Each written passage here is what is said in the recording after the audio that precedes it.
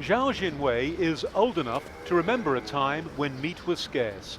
It was still being rationed almost 20 years ago, but it's a different story now for the 62-year-old cattle breeder. He says he simply can't keep pace with demand for his beef. In the past decade, sales have risen by more than 200%.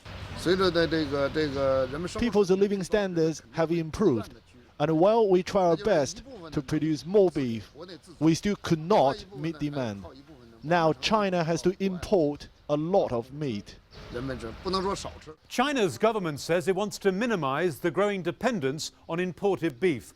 But the appetite for protein in this country seems to have become insatiable.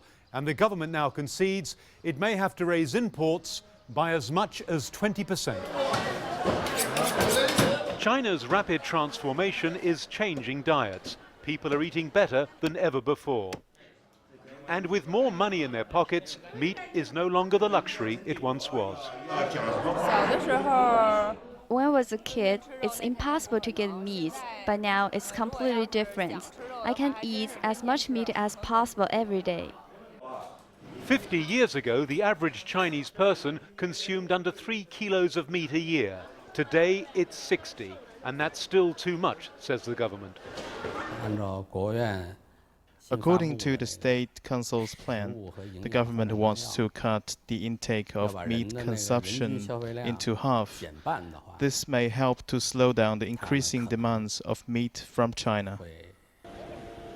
A spate of recent safety scares have put added strain on the food industry. Other problems are harder to solve. Only 14% of China's land is arable. To raise cattle, you need water, grain and land. China is short of all three. Adrian Brown, Al Jazeera, Beijing.